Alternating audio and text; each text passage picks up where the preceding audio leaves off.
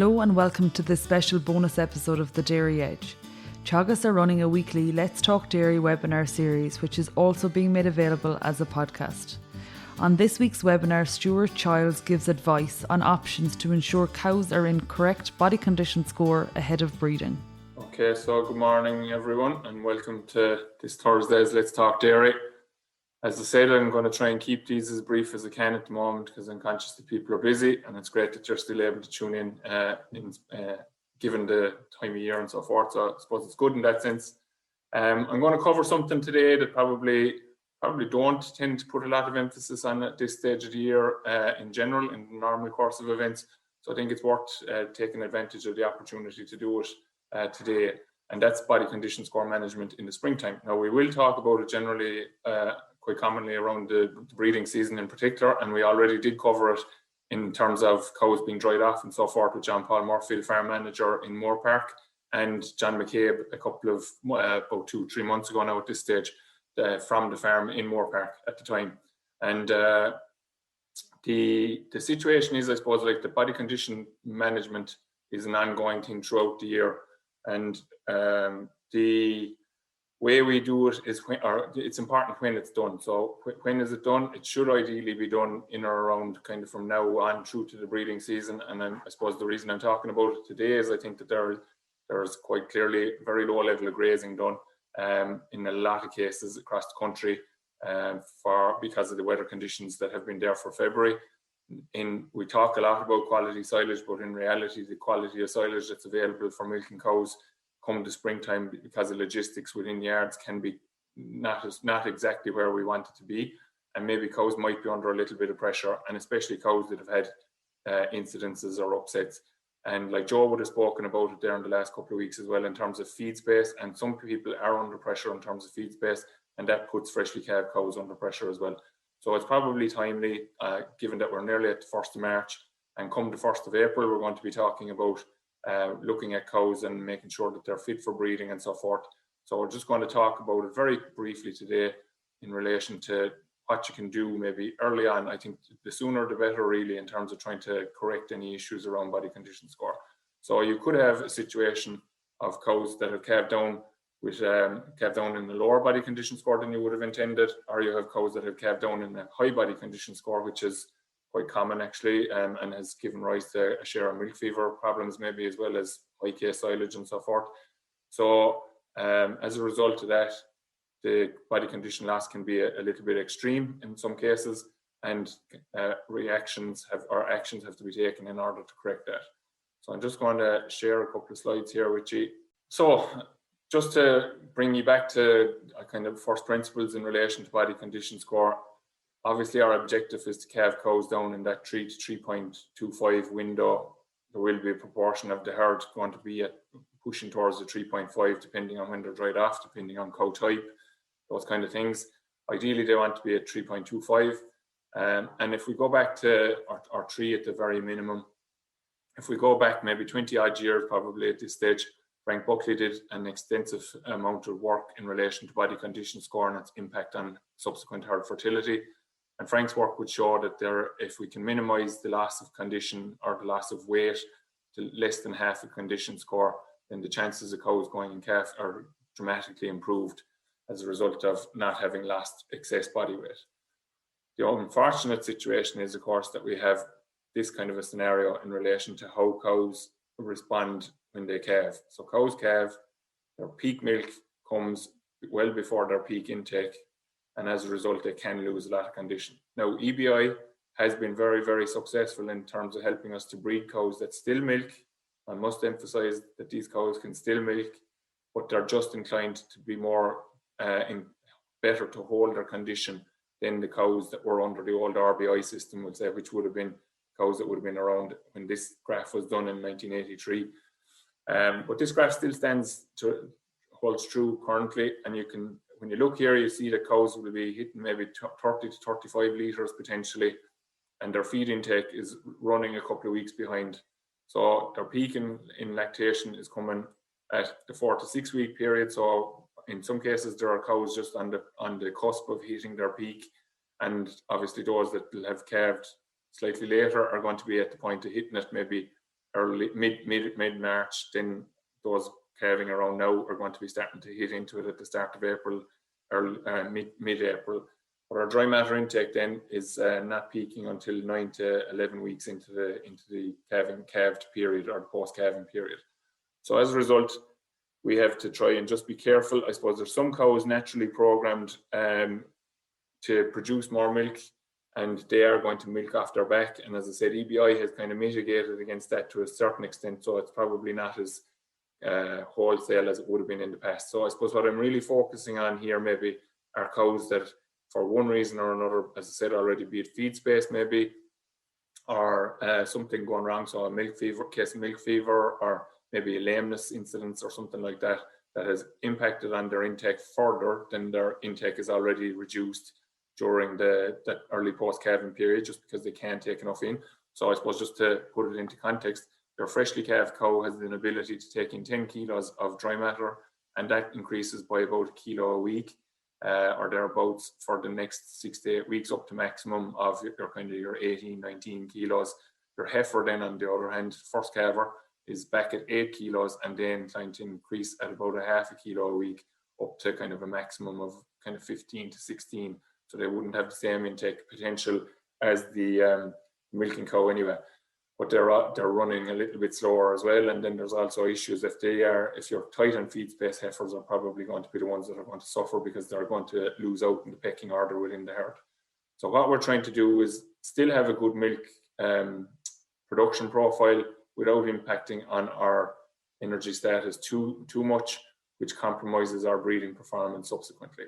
So as I said, Frank's research would have shown quite significantly the impact of managing body condition score, and EBI has helped us as farmers in Ireland to mitigate against a share of that issue that what would have been there when Frank would have done his studies originally, because the cows that Frank would have been looking at were very much programmed to produce milk in terms of volume of litres, which is predominantly water-based rather than solids-based, which the cows that we are dealing with now currently are more inclined to produce.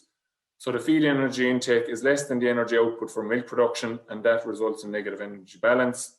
How long that lasts, or how long it persists, is going to be important in terms of the effect that it's going to have subsequently in terms of reproductive performance. And if we can minimize that by feeding cows well and making sure that they're managed well, we're going to have a successful enough breeding period as a result of it.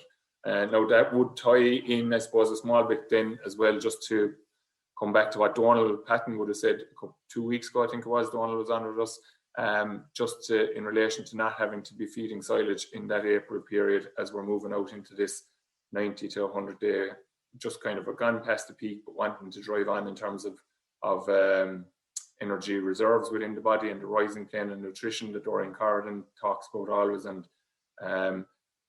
the important thing here is that we can try and manage to have high quality forage in front of cows, and the best quality forage that we can manage to have there is going to be grazed grass, ideally. Even with the best quality silage, you're going to struggle to produce the energy required along with the best quality of ration that you can feed compared to a grass and ration situation. So if there is silage to win again, now hopefully we'll get going and grazing. We have a nice morning here in Cork today compared to what we've had all along, and there's a settled spell in the forecast, so hopefully we'll be able to get back grazing. And John Douglas from the Grass 10 team is going to be talking to us next week, maybe, or the week after, in relation to grass management now and how it's changed as a result of the wet start to the year. For a lot of people, there won't be a huge proportion of people have hit the target of 30% graze for the end of February, given the February that we've had, particularly in the southwest region of the country anyway. So we're trying to minimize that energy loss or that body condition score loss, and to have them primed for breeding. So what are the options that we have? As I said, we're talking about looking at the cows that have had maybe issues, or maybe cows that calve down slightly less than optimal body condition score, so less than the 3 body condition score. So there are only 2 options in reality people will consider. First one is the one that people think first, is generally to feed more to those cows. Does that work? Generally, I would suggest that it won't, because just the programming of the cow is that if you feed them more, the chances are that they're going to try and produce more milk as opposed to put the condition on their body at this stage of their lactation. Just the nature of the biology of how it works. When a cow calves, they just start to put their fat reserves into milk production, and feeding more just tends to drive on further production, which can actually exacerbate the situation that you're in. And the other thing is, it's tricky in a lot of cases now. A lot of herds should be on 5 or 6 kilos meal at the moment, with full-time silage maybe in some cases, and it's hard to feed anything much more than that without coming in with an additional feed later on, and that becomes very complex then to actually deliver at ground level in terms of the practicalities of feeding maybe a handful of cows within a group of cows extra feeding, to do that without upsetting them from making them an acid loading in their stomach that's going to cause problems for them and further exacerbate the situation. So in reality, we're talking about having a quick look through the cows over the next couple of days, picking out the ones that haven't fared well. So maybe, as I said, cows that have had body condition score, milk fever issues and have reduced intake as a result of it. Also, maybe any cow that has retained the clearing that may be associated with a calcium problem, as Joe would have outlined a couple of weeks ago, but it may also just be something to do with a mineral issue, general minerals, and cows may have an infection, and that's going to impact on them. If they have a temperature, their intake is going to be impacted. If they got pneumonia, there's going to be an impact on intake as well. So they're going to be in poorer condition. So the solution for those cows is, without doubt, once a day. And I suppose at the moment, I would say that if people are indoors by night and are going to be continuing to be indoors for a period of time by night, time to milk those cows, Don would recommend strongly, is in the evening milking, so they're not carrying heavy bags of milk on cubicles overnight, and milk them in the morning then. And if they're in full time, that's when they should be milked, is at night time. If they're out by day, obviously they're okay to carry the milk during the day, because they're going to be in a clean environment. So they should be milked to make sure that they're not on cubicles at night, carrying high levels of milk that's going to be leaking on the cubicles and obviously putting them at risk of mastitis. Is there a benefit in this? Without doubt, you're going to see an improvement of body condition when you go to once a day. It's the equivalent of feeding in or around the region of 2 kilos extra feed to them. It improves their body condition dramatically in a short enough space of time, and it also actually helps them to recover, assuming that everything else is right. So, as I said, if you had a cow with a retained clearing, if that infection hasn't been dealt with, or the cow hasn't been dealt with properly there, once a day isn't going to necessarily solve that problem. But if all things being equal, once a day is going to actually probably bring forward the return to cyclicity in a cow at any stage of lactation. So we would generally talk about this quite a lot in relation to late calving cows and how you can short cycle them, I suppose, in one sense, by doing once a day later on in the season. But you can do it right now as well. As I said, with those couple of cows, there's probably a handful of them in every herd at this stage, because I don't know of any herd that probably doesn't have some issues during the spring in terms of calving. So hard calvings can also impact on cows as well. Is there a benefit? As I said already, from a financial point of view, it's hard to put a figure on it, but I would say probably that we're looking at somewhere in the region of maybe a lost production of potentially somewhere between 50 and 70 euros on the milk that you're not going to put into the tank because this cow is being milked once a day. However, the real benefit is probably in the saving of a replacement cost subsequently if these cows don't go into calf, or you'll definitely spend the 50 to 70 euro on trying to get this cow in calf subsequently if you're going to try to get her in calf and she is in poor condition. So you're kind of pushing a fairly heavy load up against the hill, basically, in terms of trying to get a cow in calf once you hit the breeding period, if they're in poor condition.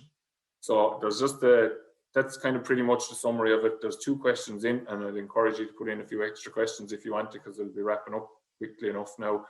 So Sean McCardle, is it a good idea to put heifers on once a day as standard after calving, and how long should they be kept on once a day?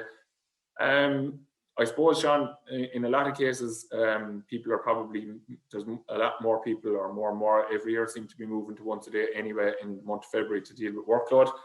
And the general consensus would be that 4 to 6 weeks, and I probably would think that 4 weeks is probably the optimal for the entire herd. that means that you don't have a lot of cows on once a day for a very long period of time.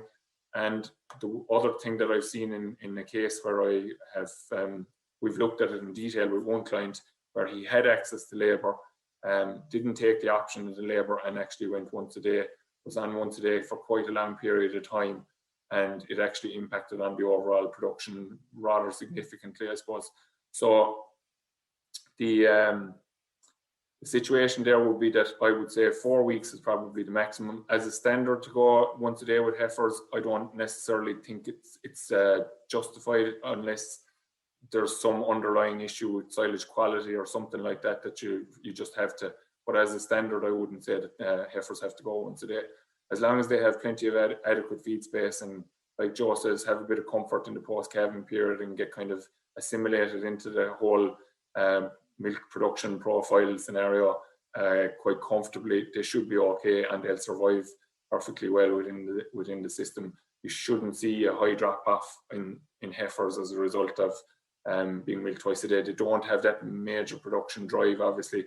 A lot of people will often say that it's the third calvers where they really start to drive on milk, and even second calvers are beginning to really produce high volumes now as well in their second lactation, that they probably are the ones that can be a bit more difficult to get back in calf rather than the first calvers. And then the next question is, how much concentrate should you feed to a cow in early lactation? Say 30 litres in good body condition on good silage. Don't think 5 to 6 kilos is enough, as she will lose condition. I suppose there's probably an argument for that you can go to 7 kilos there, but the real problem with going in excess of that is that you're getting to a very significant loading of acid in a cow stomach in a short space of time.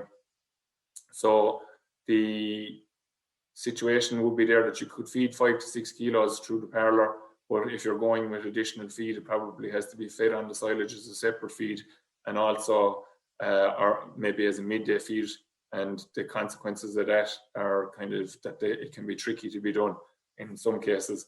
In terms of the loss of condition, I think actually in hindsight now, in following on from what I said, there is work done by Mary McAvoy a couple of years ago that would show that did very good production in trials in Moore Park where they were feeding 5 to 6 kilos, and it didn't actually impact them. There will be natural loss of condition anyway in spite of feeding, but it's trying to minimize that loss. So Mary's trial would have shown that cows produced similar quantities to that 30 litres that you're talking about there, and actually didn't only lost about 20 kilos, being fed 5 to 6 kilos of ration with grass only. Now the silage situation, I suppose, it does complicate it, but I would like to think that we're beginning to turn the corner in terms of getting out to grass. Hopefully that the weather is going to settle down for the month of March and that we'll be able to move on from there. And I wouldn't like to generally be feeding much more than 5 to 6 kilos with grass in the diet as well, even if there is silage in the diet at that stage. And the same person's asking, cows haven't been out to grass yet this year, should you be worried? I wouldn't think so. As long as they've had that 70 DMD silage and a good level of ration being fed to them there all along, they should be in good order. Cows are milking well, as far as I can gather from people, talking to people. And they're just going to begin to drive on from there. So sorry about that now. So I wouldn't be worried about them from that point of view. I think they should be okay. So would you keep problem cows on once a day until they show signs of heat? I think you probably would. At this stage of the lactation, I think that's probably the objective, is to just make sure that they do actually show heat. Later on in the lactation, and George and I have been talking about this, and maybe Stephen Butler and Stephen Moore might come in at some stage and talk to us about it as well.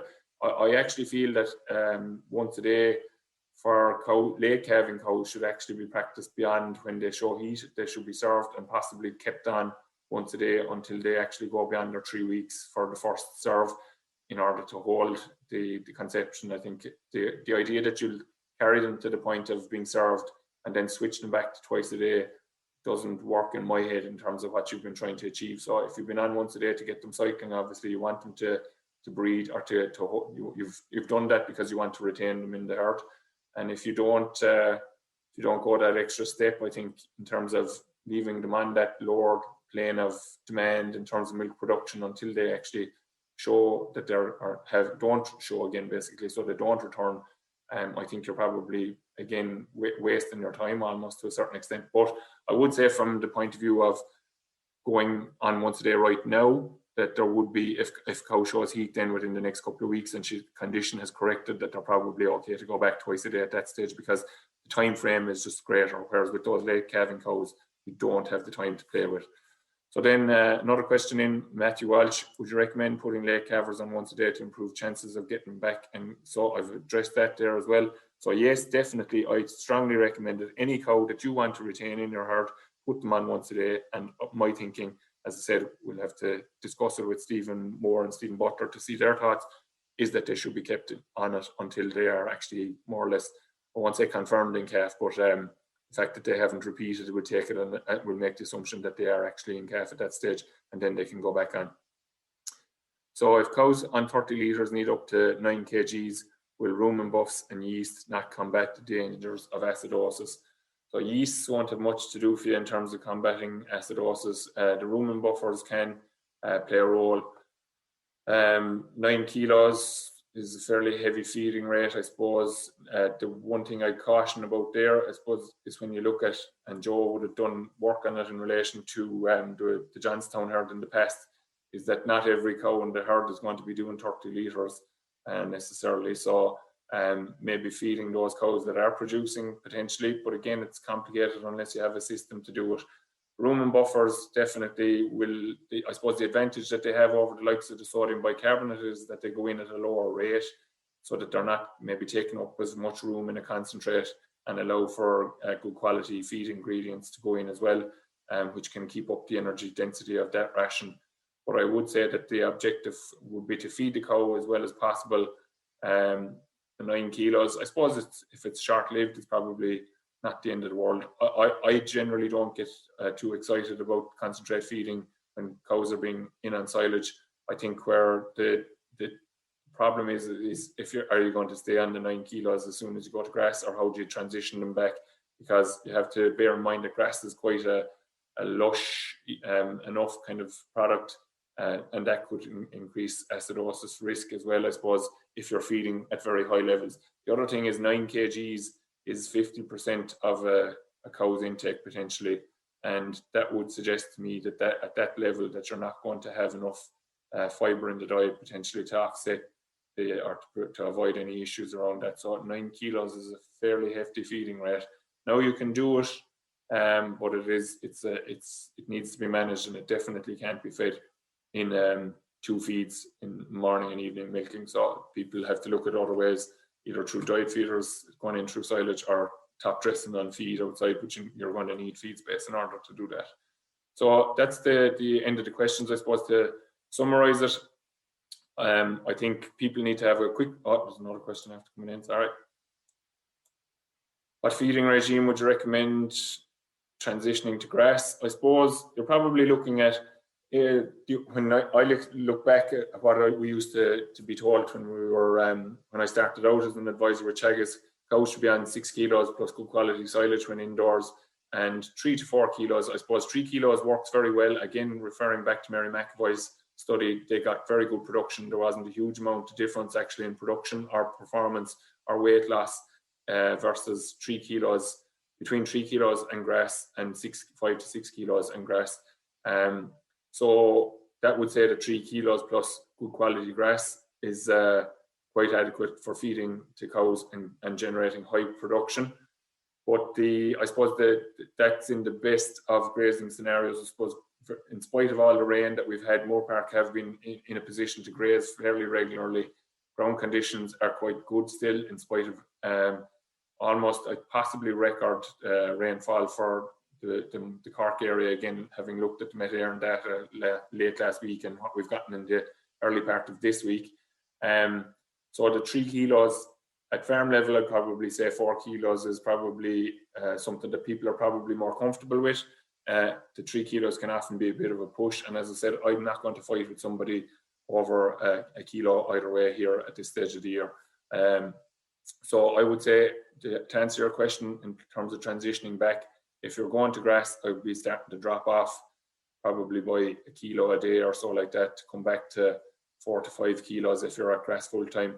Probably stay on the 5 kilos probably if you're in on silage. But it's going to depend on the quality of the silage, I suppose. Depend on the grazing conditions as well. Maybe sometimes there can be an argument for maybe trying to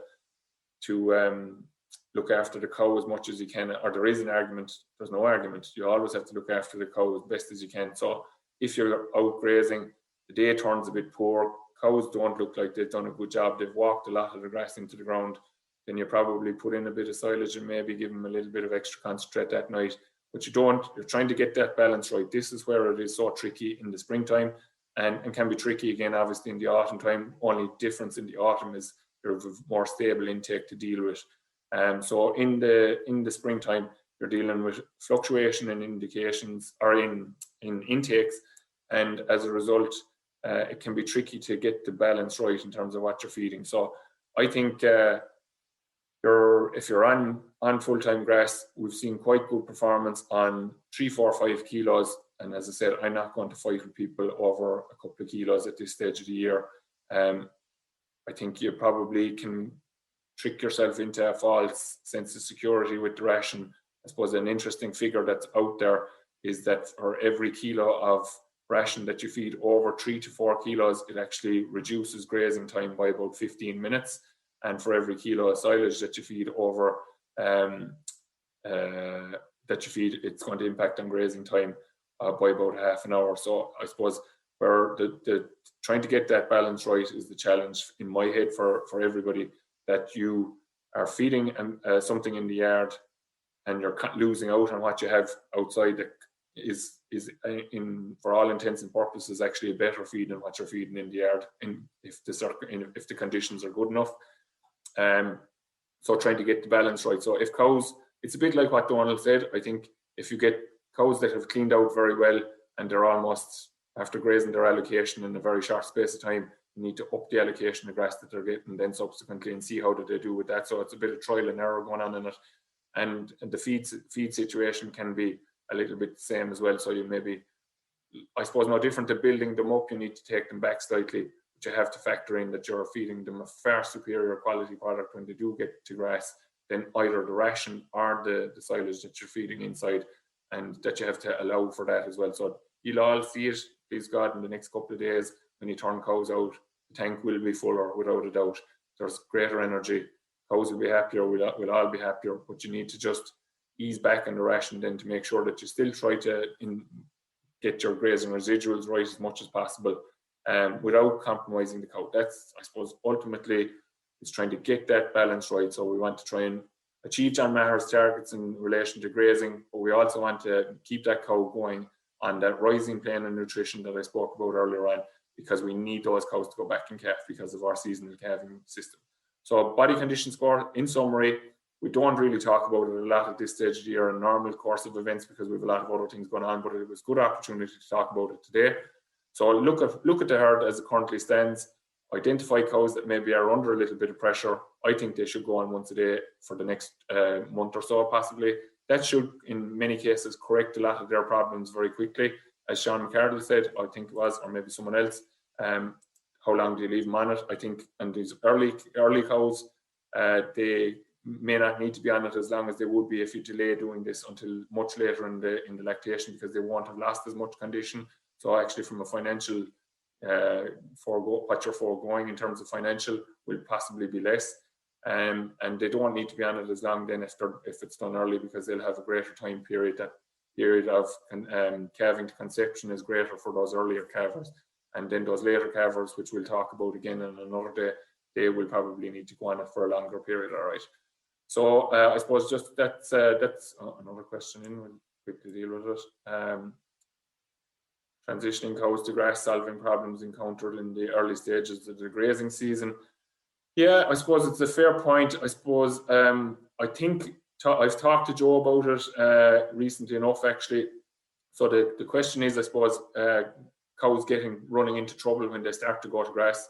I suppose the idea that you're just going to open the gate tomorrow morning and let cows out onto a full-time grass diet, without having had some bit of a transition phase, I think might be a bit of a challenge for a cow. So I would say maybe ease them back in graze by day for a couple of days, a bit like feeding ration. You don't feed them, slug them in 6 kilos from the day they calve, start them on a lower plane and start to rise them up then. So maybe something similar, graze by day for a couple of days, get them used to it. Hopefully conditions will allow them to go full time. If they do, they do. And if they don't, obviously continue with your good quality silage. And that should see the transition okay. Then the other thing that's critically important, as Joe pointed out a couple of weeks ago, is that transition period in that 4 to 5 days after calving is very, very important to getting a cow to settle down, to get them back into the zone, I suppose, of milk production, and that they have every opportunity so that they have plenty of headspace in that colostrum mob, as it's referred to in a lot of places, so that they can maximize their intake, which is going to be low in the first place, and that they're not going to be put under pressure by other cows that have big intakes, bursting into the barrier, eating what silage is in front of them, and leaving the cow that's freshly calved, who is a little bit more sore and timid, maybe coming to the barrier with a significantly reduced intake further than what they would be if they had had good access to the feed. So I suppose look through the herd, identify the cows that maybe need to go on once a day, put them on once a day, sooner rather than later. So once a day, from just to clarify, just in case there's any confusion around it, they're still going through the parlour twice a day, they're still being fed twice a day if they're being milked twice a day at the moment, and just milk them once a day instead then. And you should see an improvement in body condition in the next 3 to 4 weeks, and you can review it then at the start of April as to whether those cows need to continue on that regime or whether they can actually go back to twice a day.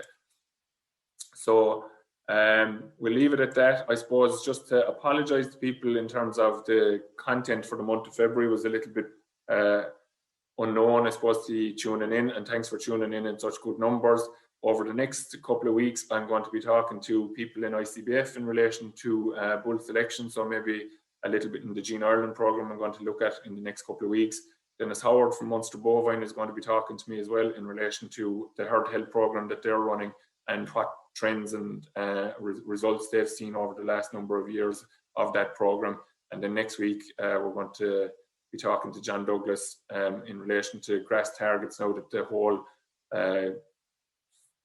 situation has changed, probably given the month of February that we've had. So there'll be a bit more, I hope that gives you a bit more clarity in terms of what's coming up over the next couple of weeks. We look forward to seeing you again, and thanks for tuning in this morning, and everybody take care in the meantime. That's all for this week's Let's Talk Dairy webinar series, and don't forget to look out for more bonus episodes each week. I'll be back with our usual Dairy Edge interview on Monday, so do listen in then. I'm Emma Louise Coffey, and thanks for listening.